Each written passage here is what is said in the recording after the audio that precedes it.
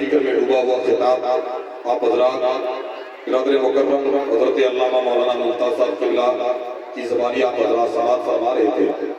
بس کمی اس بات کی تھی کہ آپ حضرات بالکل خاموشی کے ساتھ میں سن رہے ہیں، تو میں آپ سے گزارش کروں گا کہ کوئی بات اچھی لگے تو آپ سبحان اللہ ماشاء اللہ سے جو ہے اپنی زبان کو حرکت دے دیں تاکہ آپ کی موجودگی کا ہمیں بھی احساس ہو. اور اب تو بالکل کسی بھی معاملات میں جو ہے ہمیں خاموش نہیں رہنا ہے کہ راجستھان کی دو عظیم شخصیتیں صرف راجستھان تک میں محدود نہیں کرنا چاہتا ہوں، اس لیے کہ یہ اولاد رسول کا وہ مقام ہوا کرتا ہے کہ ہم تو ان کی جوتی کی خاک کا بھی مقابلہ نہیں کر سکتے. پیارے آقا صلی اللہ علیہ وسلم کے پیارے دیوانوں، اولاد علی نے جب ضرورت پڑی تو میدان کربلا میں جو ہے اسلام کی آبیاری کے لیے اپنے 6 مہینے کے بچوں کو بھی قربان فرما دیا تھا. یہ وہ گھرانہ ہے جس کی بات کرنا اور جس کے پورے مفہوم کو جو ہے پیش کرنا نہ ہماری بساط ہے نہ آپ کے سمجھنے کی اوقات ہے. تو ممبر نور پر دو عظیم شخصیتیں جلوہ فرما ہے، انہی میں سے ایک حضور پیر طریقت محسن قوم ملت حضور اشیاء سید راشدہ نمت صاحب قبلہ ممبر نور پر جلوہ بار ہے، اور ساتھ ہی ساتھ میں حضور پیر طریقت اشیاء حضور سید ممتاز شاہ صاحب قبلہ. آپ کو پتا ہوگا کہ ہندوستان کی دو عظیم شخصیتیں جس کو حضور قائد ملت کے نام سے دنیا جانتی اور پہچانتی ہے، یہ ایسی عظیم ہستیاں اور جو ہے اتنے مقدس چہرے ادے پور کی سرزمین پر تشریف لے آئے. یہ ان کی کرم نوازی ہے کہ انہوں نے جو ہے وہ مقدس چہرے آپ کی زیارتوں کے لیے جو ہے اس ممبر نور پر جو ہے کوششوں اور کاوشوں کے بعد میں وہ عظیم ہستیاں یہاں پر تشریف لائیں. تو دوستوں اور بزرگوں، یہی وہ نورانی مقدس چہرے آپ حضرات کے سامنے تشریف فرمائے. تو کسی شاعر نے کہا تھا کہ ہم دین کی باتوں میں ترمیم نہیں کرتے، ہم دین کی باتوں میں ترمیم نہیں کرتے، غیروں کی ارادوں کو تسلیم نہیں کرتے. ہم دین کی باتوں میں ترمیم نہیں کرتے، غیروں کی ارادوں کو تسلیم نہیں کرتے. ارے وہ کیا سمجھیں گے عظمت مصطفیٰ کو جو آل رسول کی تعظیم نہیں کرتے. یقین مانیے جو کلمہ پڑھنے والا ہے، جو حضور سے محبت کرنے والا ہے، جو حضور کی عقیدت و محبت کا دم دھرنے والا ہے، اس کا پہلا فرض یہ ہے کہ کلمہ پڑھنے کے ساتھ ساتھ اولاد رسول سے بھی محبت کرے، حضور کی آل سے بھی محبت کرے. تو میں بڑے ہی ادب و احترام کے ساتھ اپنے معزز مہمان پیر طریقت حضور اشیاء سید راشد احمد صاحب قبلہ شمسی کی بارگاہ میں گزارش کروں گا کہ حضور والا تشریف لائیں. آپ اپنے بہترین انداز اور بہترین خطاب نایاب سے ہم سامعین کے قلوب و اذہان کو منور و مجلہ فرمائیں. اس شعر کے ساتھ دعوت سخن دے رہا ہوں، اس مقدر پر فدا ہوں کیا یہی کافی نہیں، اس مقدر پر فدا ہوں کیا یہی کافی نہیں، میں غلام اولاد علی ہوں کیا یہی کافی نہیں، اس مقدر پر فدا ہوں کیا یہی کافی نہیں، میں غلام اولاد علی ہوں کیا یہی کافی نہیں. بادشاہی کی تمنا کیوں کروں میرے حضور، مصطفیٰ کے در کا گدا ہوں کیا یہی کافی نہیں.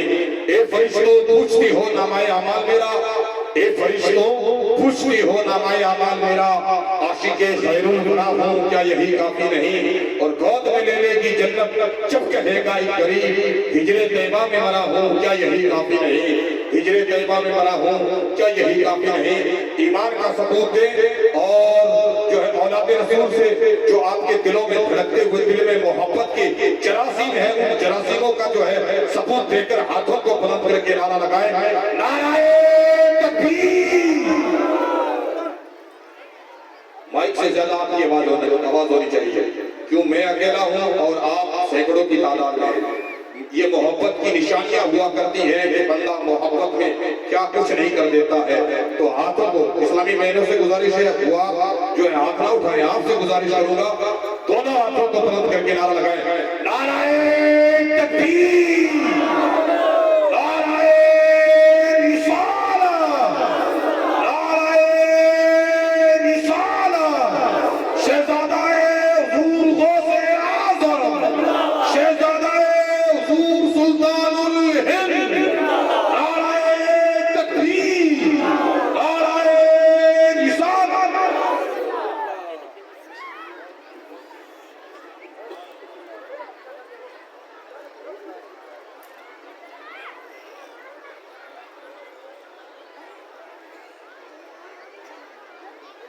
اسٹیج پہ جناب سادات کرام، معزز مکرم علماء کرام اور اس عظیم شخصیت یعنی حضرت سیدنا پیر پناہ شاہ رحمۃ اللہ علیہ، اس پناہ میں آئی ہوئی ساری سنی عوام، السلام علیکم ورحمۃ اللہ وبرکاتہ۔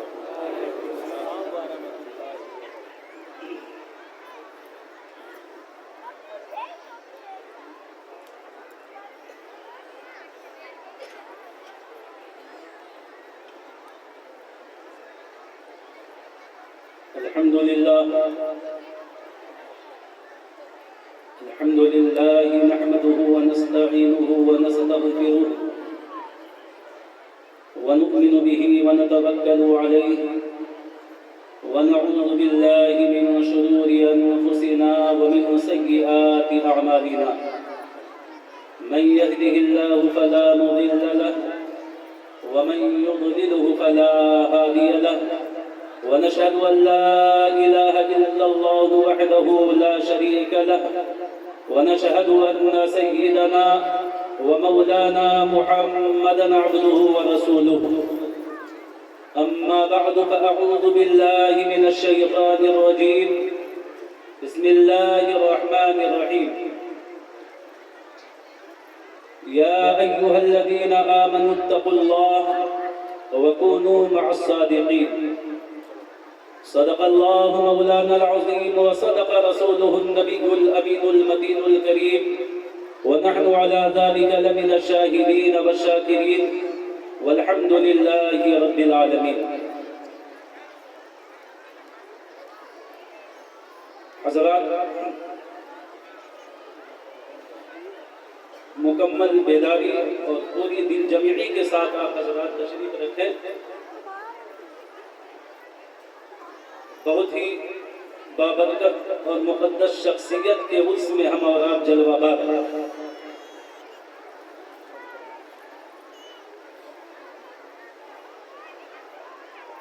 ایک چیز آپ نوٹ کر لیں،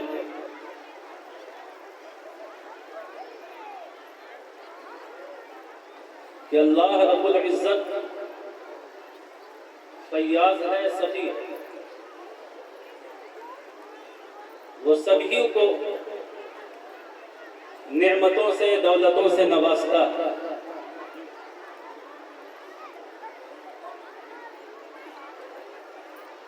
اور نعمتیں بانٹتے وقت وہ پاک پروردگار رنگ و نسل نہیں دیکھتا، وہ قوم و مذہب نہیں دیکھتا. ایسا نہیں ہے کہ اللہ صرف مسلموں کو دیتا ہے، غیر مسلموں کو نہیں دیتا. اگر کھانا وہ پاک پروردگار آپ کو دیتا ہے تو غیر مسلموں کو بھی دیتا ہے. اگر کپڑا آپ کو دیتا ہے تو وہ غیر مسلموں کو بھی دیتا ہے. اگر رہنے کے لیے محلات پاک پروردگار آپ کو دے رہا ہے تو وہ غیروں کو بھی دے رہا ہے. بہت بڑا فیاض اور سخی ہے.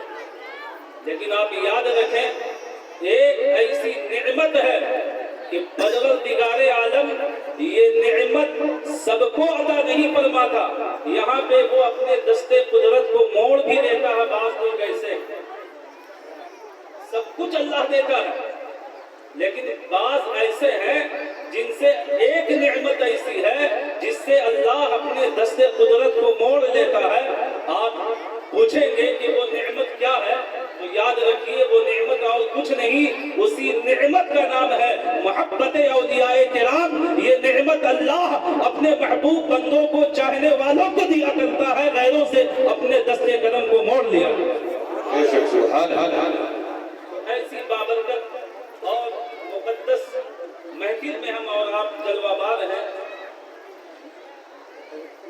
جو اللہ کا محبوب اور برگزیدہ بندہ ہے، ایسے ہی بندوں کے تعلق سے کسی شاعر نے کیا خوب کہا ہے.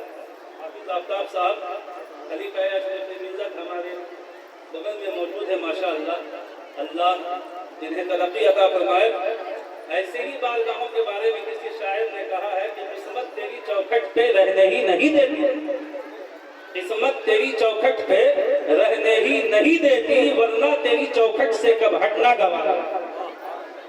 یہ وہ بارگاہ ہے کہ جس کی چوکھٹ سے لوگوں کو ہٹنے کی طبیعت نہیں کرتی، لیکن کچھ کام ایسے ہوتے ہیں کہ انسان کو وہ کرنا پڑتا ہے اور تھوڑی دیر کے لیے اس چوکھٹ سے تھوڑا دور ہونا پڑتا ہے، ورنہ یہ وہ چوکھٹ ہے کہ یہاں جوک در جوک لوگ کھینچے ہوئے ہیں۔ اسی شخصیت کے تعلق سے میں تھوڑی دیر تک گفتگو کروں گا۔ آپ حضرات پوری توجہ کے ساتھ اور جمعی کے ساتھ سماعت فرمائیں۔ پروردگار عالم ہمیں اور آپ کو اس پر عمل کرنے کی توفیق رفیق عطا فرمائے۔ درود پاک پڑھ لیجیے۔ اللہم صلی علی سیدنا و شفیعنا و حبیبنا و نبینا و مولانا محمد وعلی آل سیدنا و مولانا محمد کما تحب و ترضى بأن تصلی علیہ صلاة و سلام علیک سیدی یا رسول اللہ یا حبیب اللہ یا نبی اللہ۔ شاعر کہتا ہے کہ میں مطمئن ہوں شفاعت میرے رسول کی ہے، میں مطمئن ہوں شفاعت میرے رسول کی ہے، رسول میرے ہیں جنت میرے رسول کی ہے۔ میں مطمئن ہوں شفاعت میرے رسول کی ہے، رسول میرے ہیں جنت میرے رسول کی ہے، اور سنا دو ان کو سمجھتے ہیں جو خود کو مالک، سنا دو ان کو سمجھتے ہیں جو خود کو مالک، زمین خدا کی ہے حکومت میرے رسول کی ہے، زمین خدا کی ہے حکومت میرے رسول کی ہے۔ اور شاعر کہتا ہے نہ رہنے دیں گے، نہ رہنے دیں گے ہم ایسوں کو بھی، نہ رہنے دیں گے ہم ایسے کو بھی جہنم میں، نہ رہنے دیں گے ہم ایسوں کو بھی جہنم میں، گنہگاروں یہ ہمت میرے رسول کی ہے، گنہگاروں یہ ہمت میرے رسول کی ہے۔ اور جہان والوں کے قانون کیوں بتاتے ہو، جہان والوں کے قانون کیوں بتاتے ہو، میری نظر میں شریعت میرے رسول کی ہے، میری نظر میں شریعت میرے رسول کی ہے۔ حضرات ایک بار اور جی لگا کر درود پاک پڑھ لیجیے۔ اللہم صلی علی سیدنا و شفیعنا و حبیبنا و نبینا و مولانا محمد وعلی آل سیدنا و مولانا محمد کما تحب و ترضى بأن تصلی علیہ صلاة و سلام علیک سیدی یا رسول اللہ یا حبیب اللہ یا نبی اللہ۔ بڑی تیزی کے ساتھ چونکہ وقت کافی ہو چکا ہے اور بڑی بڑی شخصیتیں ماشاءاللہ رونق اسٹیج ہیں، اس لیے میں بڑی تیزی کے ساتھ اپنی بات کو مکمل کرنے کی کوشش کر رہا ہوں۔ پروردگار عالم اپنی بارگاہ میں اسے قبولیت کا درجہ بخشے اور ہم سب کے لیے اسے ذریعہ نجات بنا دے۔ اللہ ارشاد فرماتا ہے یا ایھا الذین آمنوا اتقوا اللہ وکونوا مع الصادقین۔ پوری توجہ کے ساتھ سماعت۔ ہمیشہ ہم اور آپ اس آیہ کریمہ پر علماء کرام کا خطاب سنتے ہیں اور انشاءاللہ تا دم حیات سنتے رہیں گے۔ اتنی مشہور و معروف آیہ پاک ہے کہ اگر اس کا ترجمہ نہ بھی کریں تو انسان خود بخود اس کا ترجمہ کرتا ہوا نظر آیا۔ کا سیدھا سا ترجمہ یہ ہے، اللہ فرماتا ہے کہ اے ایمان والو اللہ سے ڈرو، وَكُونُوا مَعَ الصَّادِقِينَ، اور سچوں کے ساتھ ہو۔ بڑی اور طلب ہے، لیکن اللہ فرماتا ہے اللہ سے ڈرو اور سچوں کے ساتھ ہو جاؤ۔ اور یہ خطاب اللہ کس سے فرما رہا ہے؟ ایمان والوں سے فرما رہا ہے۔ جو ایمان لا چکے ہیں اللہ ان سے فرما رہا ہے کہ اللہ سے ڈرو تو پتہ یہ چلا کہ ایمان ایک جدا چیز ہے اور تقوی ایک جدا چیز ہے.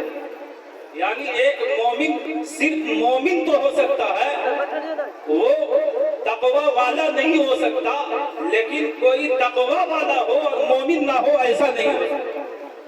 تو اللہ ایمان والوں سے فرما رہا ہے کہ تم تو ایمان لا چکے، اور ایمان جب لا چکے تو اب تقوی کی زندگی اختیار کرو. اب تقوی ہے کیا؟ تقوی کسے کہیں گے؟ جس میں اللہ یہ مطالبہ فرما رہا ہے ایمان والوں سے کہ اللہ سے ڈرو. تو تقوی کہتے ہیں، یاد رکھیں، اللہ سے ڈرنے کو. دو چیز ہوتی ہے، ایک ہے خوف اور ڈر، اور ایک ہے تقوی. ان دونوں میں بڑا فرق ہے. خوف اور ڈر وہ ہوتا ہے جو ایک اللہ کو چھوڑ کر کے اس کی ساری خدائی سے ڈرا جائے، اور تقوی وہ ہوتا ہے جو صرف اللہ سے ڈرا جائے اور ساری خدائی اس سے ڈرے. اللہ فرماتا ہے یا ایھا الذین آمنوا اتقوا اللہ وکونوا مع الصادقین. اے ایمان والو اللہ سے ڈرو وکونوا مع الصادقین. اب اللہ سے ڈرنے کا کیا مطلب ہے بھائی؟ تو ظاہر ہے کہ آپ سب سمجھدار ہیں. اگر میں کہوں کہ اللہ سے ڈرنے کا مطلب یہ ہے کہ معاذ اللہ شراب پیو، کیا یہ اللہ سے ڈرنے کا مطلب ہے؟ تو آپ کہیں گے نہیں. اگر میں پوچھوں کہ نہیں اللہ سے ڈرنے کا مطلب یہ ہے کہ نماز نہ پڑھو، کیا یہ اللہ سے ڈرنے کا مطلب روزہ نہ رکھو، کیا یہ اللہ سے ڈرنے کا مطلب تم صاحب نصاب ہو زکات نہ دو، یہ اللہ سے ڈرنے کا مطلب تم صاحب استطاعت ہو تم حج نہ کرو، یہ اللہ سے ڈرنے کا مطلب ہے تمہارے ماں باپ موجود ہیں ان کی عزت نہ کرو، کیا یہ اللہ سے ڈرنے کا مطلب ہے؟ تو آپ کہو گے نہیں، یہ اللہ سے ڈرنے کا مطلب نہیں ہے. اللہ سے ڈرنے کا مطلب تو اس کا برعکس ہے. یعنی اللہ سے ڈرنے کا مطلب یہ ہے کہ جب نماز کا وقت آ جائے تو اس نماز کو ادا کرو، جب روزے کا وقت آ جائے تم اس روزے کو پورا کرو، جب ماں باپ تمہاری موجودگی میں ہو تو تم عزت و تکریم کرو، ان کا ادب کرو، جب تمہارے پاس اگر تم صاحب استطاعت ہو تو تم جو ہے حج کرو، اور اگر تم مالک نصاب ہو تو تم زکات دو. اب کہنے کا مطلب یہ ہے کہ اللہ سے ڈرنے کا مطلب جو ہے یہ ہے کہ سارا اسلام اس کے اندر آ جائے، تو یہ اللہ سے ڈرنے کا مطلب ہے. اور اللہ نے جس چیز سے روک دیا ہے ان چیزوں کو چھوڑ دیا جائے، یہ اللہ سے ڈرنے کا مطلب. سبحان اللہ. نعرہ تکبیر، نعرہ رسالت. اب بات یہاں پہ سمجھنے کی ہے کہ اللہ نے فرمایا کہ مجھ سے ڈرو، اور ڈرنے میں سارا اسلام کافی. اور یاد رکھیے علماء بیٹھے ہیں، قرآن میں رب دوسری جگہ ارشاد فرماتا ہے ان الذین آمنوا وعملوا الصالحات ان لهم جنات. رب فرماتا ہے بے شک وہ لوگ جو ایمان لے آئے اور ایمان لانے کے بعد اعمال صالحہ اختیار کر لیا، رب انہیں مزدہ سنا رہا ہے، خوشخبری سنا رہا ہے ان لهم جنات، کہ جس نے ایمان لانے کے بعد اس نے عمل صالح اختیار کر لیا وہ جنتی ہے، اس کے لیے جنت تیار ہے. تو ہر شخص کی تو یہی تمنا ہے کہ میں جنتی ہو جاؤں. نمازی نماز پڑھتا ہے جنت کے لیے، صاحب روزہ رکھتا ہے جنت کے لیے، زکات دینے والا زکات دیتا ہے جنت کے لیے، ماں باپ کا خدمت گزاری کرتا ہے زکات کے لیے. اگر ہم یہ لسٹ جڑاتے چلے جائیں تو ایک قرآن پڑھانے والے سے پوچھا جائے قرآن کیوں پڑھاتا ہے، جواب ہوگا جنت کے لیے. ایک محدث سے پوچھا جائے درس حدیث کیوں دیتا ہے، جواب ہوگا جنت کے لیے. ایک مفسر سے پوچھا جائے تم درس تفسیر کیوں دیتے ہو، جواب ہوگا جنت کے لیے. تو ہر ایک کی تمنا یہ ہے کہ مجھے جنت مل جائے. اور رب فرماتا ہے کہ بے شک ہے ایمان والو جنہوں نے عمل صالح اختیار کر لیا وہ جنتی ہے. تو جب ایمان لانے کے بعد جب ہم نے عمل صالح اختیار کر لیا اور جنت میرا نصیبہ ہو گیا تو اب کسی چیز کی ضرورت نہیں تھی، اب کسی چیز کی ضرورت نہیں تھی. لیکن میں تو دیکھتا ہوں کہ بات یہاں تک پوری نہیں ہوئی، بلکہ رب اگلا مطالبہ یہ فرما رہا ہے کہ اب بھی کام چلنے والا نہیں، تمہیں ایمان بھی لانا ہے، عمل صالح بھی اختیار کرنا ہے، وَكُونُوا مَعَ الصَّادِقِينَ، اور میرے سچے بندوں سے وابستہ بھی ہونا ہے. سبحان اللہ. بڑا قابل غور ہے کہ اللہ نے فرمایا وَكُونُوا مَعَ الصَّادِقِينَ، اور سب معلوم ہے صادق کہتے ہیں سچوں کو. رب نے یہ نہیں فرمایا قرآن میں وَكُونُوا مَعَ الصِّدْقِ کہ اور تم سچائی کے ساتھ ہو جاؤ. اللہ نے یہ نہیں فرمایا کہ سچائی کے ساتھ ہو جاؤ، بلکہ رب فرماتا ہے سچوں کے ساتھ ہو جاؤ. تو پتا چلا کہ کوئی ضروری نہیں ہے کہ جہاں سچائی ہو وہاں جو ہے سچے بھی ہو. ایسا ہو سکتا ہے کہ بعض لوگ سچائی کا ڈھونگ کریں اور وہ سچے نہ ہو، وہ سچے نہ ہو.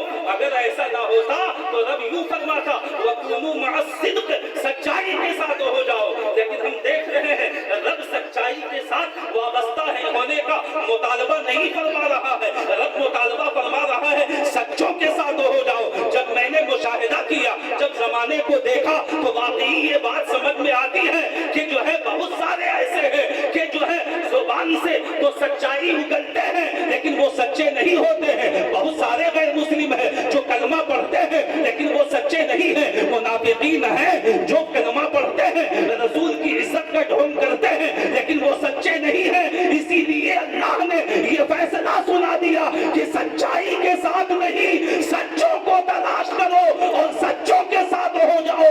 اس لیے کہ جب تم ان کے ساتھ ہو جاؤ گے تو تمہاری دنیا بھی سمجھ جائے گی اور تمہاری آخرت بھی سمجھ. سبحان اللہ سبحان اللہ سبحان اللہ سبحان اللہ. تو اللہ نے فرمایا اتقوا اللہ، اللہ سے ڈرو.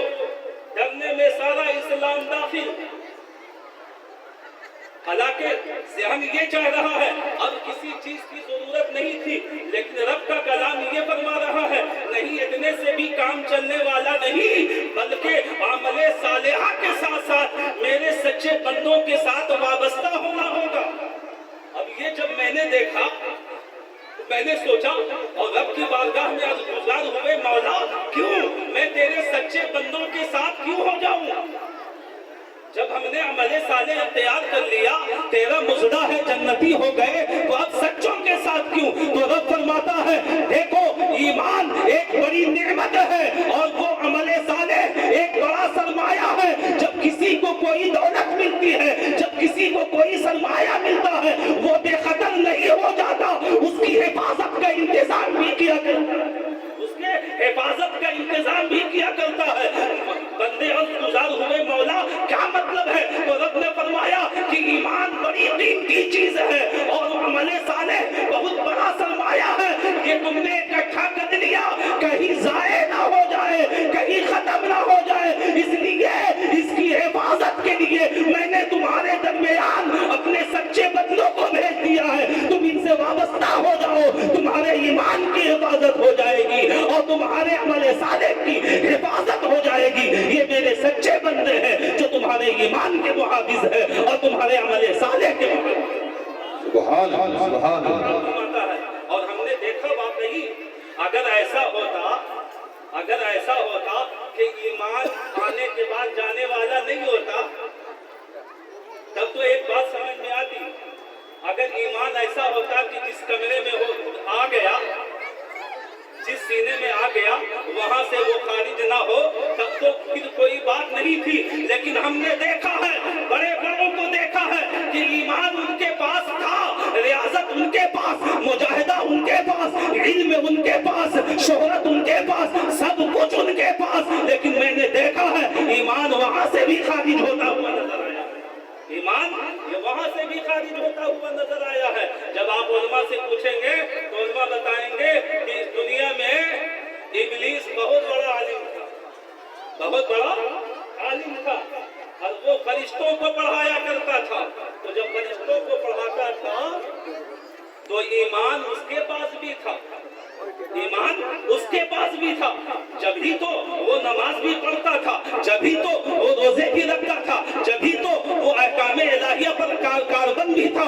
اور ایسا مجاہد، ایسا مجاہدہ کرنے والا، ایسا ریاضت کرنے والا تو تاریخ میں کوئی نہیں ملتا. یہاں تک کہ روایتوں میں آتا ہے کہ 6 کروڑ برس تک اس ابلیس نے خدا کی بارگاہ میں وہ اپنے ماتھے کو سجدے کے لیے جھکایا ہے. اتنا بڑا ریاضت کرنے والا، مجاہدہ کرنے والا. لیکن میں نے دیکھا ہے کہ ایمان اس کے پاس بھی محفوظ نہ رکھا رہ से भी निकलता हुआ नजर आए। और निकला कैसे? तो कुरान ने एक इशारा किया, उस जुदूद आदम के अल्लाह ने फरमाया कि मेरे बंदे आदम को सजदा करो, सजदा करो। जितने सच्चे थे, देखिए गौर से सुनिएगा, जितने सच्चे थे वो सब के सब झुक गए, लेकिन ये इब्लीस सिवाय इब्लीस के इसने सच्चों का साथ नहीं दिया, इसने सच्चों का साथ नहीं दिया और रब के हुक्म पर के मुताबिक वो आदम को सजदा न किया तो अल्लाह रब्बुल इज्जत ने अपनी बारगाह से धुतकार दिया। तो पता ये चला कि ईमान होना शर्त नहीं है, ईमान की हिफाजत करना जरूरी है, और ईमान की हिफाजत के लिए अल्लाह ने सच्चों को भेजा है। देखो, जिन्होंने सच्चाई के साथ हजरत आदम की बारगाह में वो सजदारेज हुए, वो महफूज हो गए, और जो सच्चाई को छोड़कर सच्चों के दामन से हटकर जो अपनी जिंदगी गुजारना चाहा तो 6 करोड़ बरस की इबादत भी काम ना आ सकी, वो इल्म भी काम ना आ सका, वो नमाजें भी काम ना आ सकी, वो रियासत भी काम ना आ सकी, वो मुजाहिदा भी काम ना आ सका, वो मुजाहिदा भी काम ना आ सका। इसीलिए अल्लाह ने फरमाया, इत्तकुल्लाह व कूनू मअस-सादिकीन, कि ऐ ईमान वालों, अल्लाह से डरो और सच्चों के साथ। सुभान अल्लाह। ये सच्चे हैं जो हमारे और आपकी ईमान की हिफाजत करने वाले हैं, ये हमारे और आपके ईमान की हिफाजत करने वाले हैं।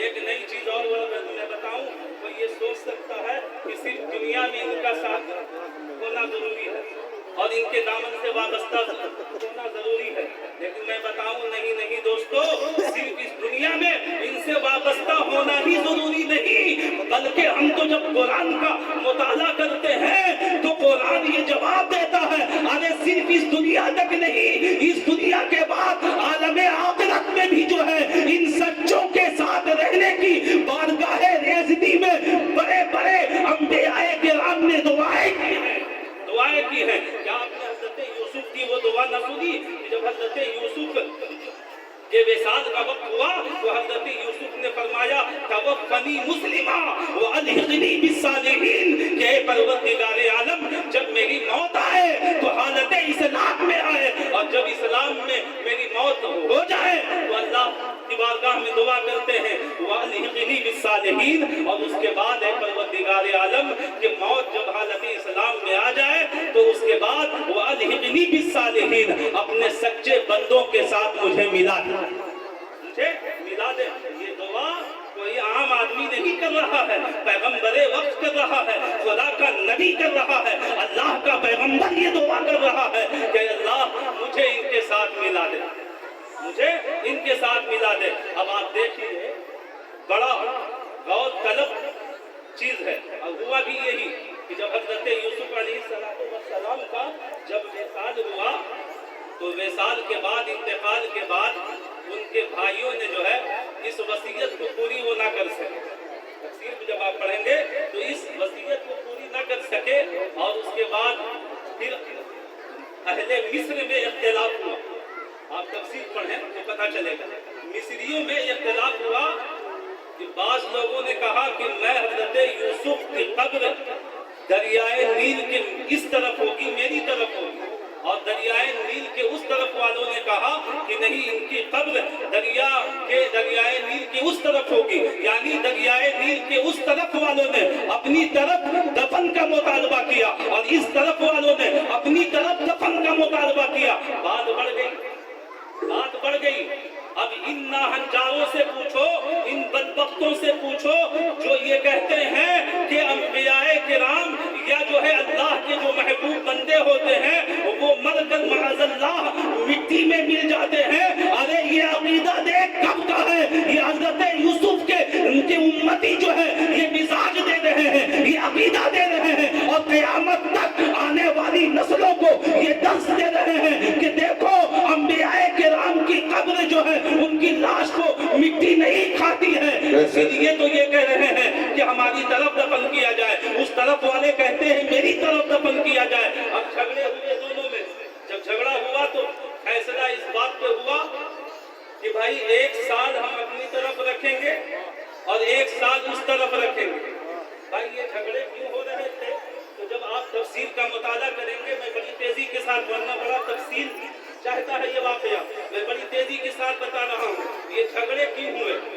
تو جھگڑے اس لیے ہوئے کہ یہ سب جانتے تھے کہ اللہ کا جو محبوب اور سچا بندہ جدھر ہوتا ہے، اللہ کی رحمت اور اس کی برکت کا نزول اور جگہوں کے بنسبت اس طرف زیادہ ہوا کرتا ہے۔ اس بنیاد پر جو ہے یہ جھگڑے ہوئے اور طے یہی پایا کہ جو ہے ایک سال اس طرف ہوں گے اور دوسری سال اس طرف ہوں گے۔ اور واقعی خدا کی قسم تاریخ یہ بتاتی ہے کہ جب دفن کیا گیا تو اہل مصر نے دیکھا کہ جس طرف حضرت یوسف کی قبر ہوتی تھی وہ ایک سال تک خدا کی برکتوں کا نزول اور جگہوں کے بنسبت یہاں زیادہ ہوا کرتا تھا، اور جب سال کے بعد اسے دوسری طرف دفن کر دیا جاتا تھا تو ادھر خدا کی برکت کا نزول کم ہو جاتا تھا اور اس طرف زیادہ ہو جایا کرتا تھا۔ تو قرآن نے یہ مزاج دے دیا کہ جو خدا کے محبوب بندے ہوتے ہیں اور وہ جہاں ہوتے ہیں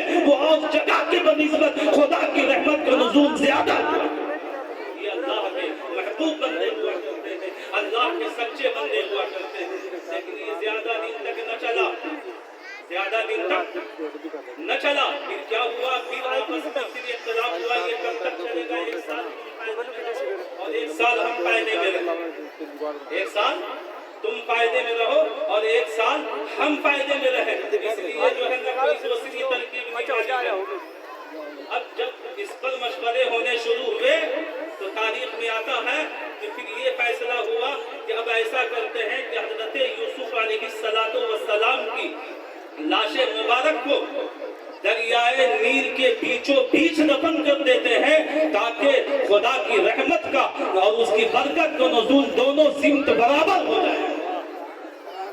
اس کے بعد ہوا بھی یہی، پھر ایک تابوت تیار کیا گیا سنگ مرمر کا، اور اس کے بعد حضرت یوسف کی لاش مبارک کو اس میں رکھا گیا اور ٹھیک دریائے نیل کے بیچوں بیچ دفن کر دیا گیا۔ اور پھر ہوا یہی کہ جب بیچوں بیچ دفن کر دیا گیا تو پھر خدا کی رحمتوں اور برکتوں کا نزول ہر طرف برابر ہونے لگا۔ آپ اندازہ لگائیے تو پتہ چلا کہ اللہ کے جو محبوب اور سچے بندے جہاں ہوتے ہیں اور جگہوں کے بنسبت خدا کی برکت کا نزول زیادہ ہوا کرتا ہے۔ دوستو، چونکہ حضرت یوسف کی یہ دعا تھی کہ توفنی مسلمہ والحقنی بالصالحین، اے پروردگار عالم میری موت آئے تو حالت اسلام میں، اور جب یہاں سے جاؤں تو میرا الحاق اپنے سچے بندوں کے ساتھ کر دے، اپنے سچے بندوں کے ساتھ کر دے۔ اب آپ دیکھیے پھر کئی سو سال کا زمانہ گزرا اور حضرت موسیٰ کا زمانہ آیا۔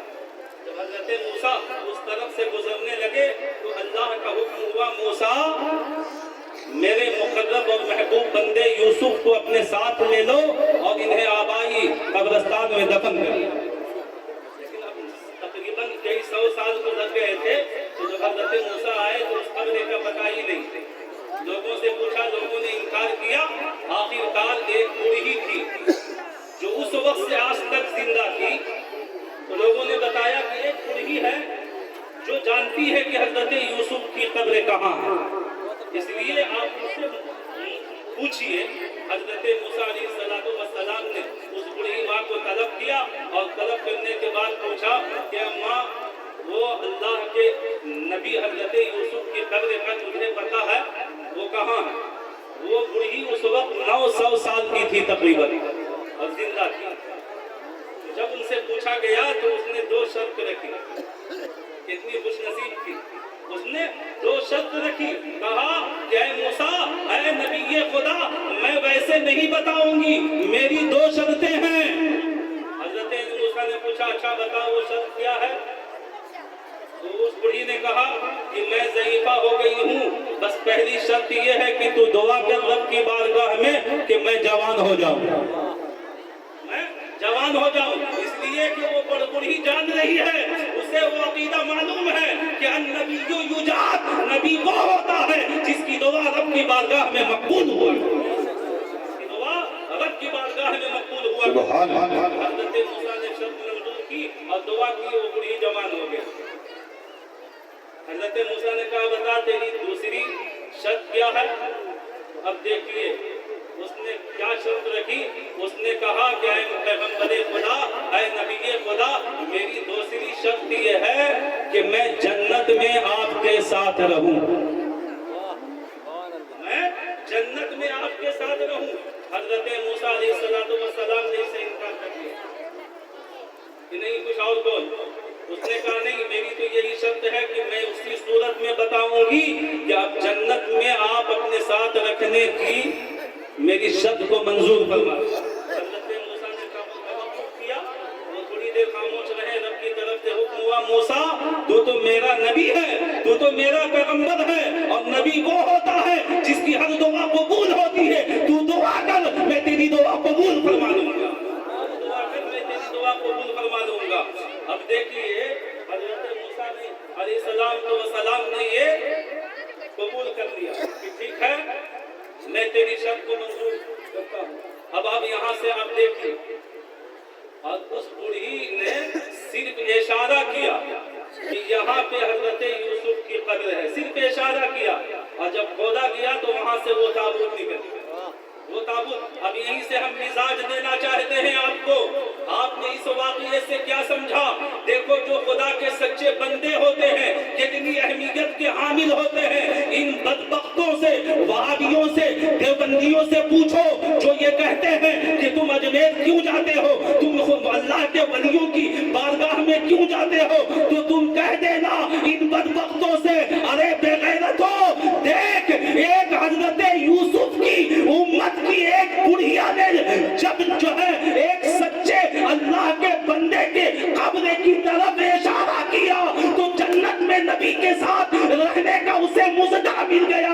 ارے جو اللہ کے محبوب بندوں کی بارگاہ میں چلا جائے، خدا اسے کس نعمت سے نواز سکتا ہے؟ سبحان اللہ، سبحان اللہ، سبحان اللہ، ماشاءاللہ۔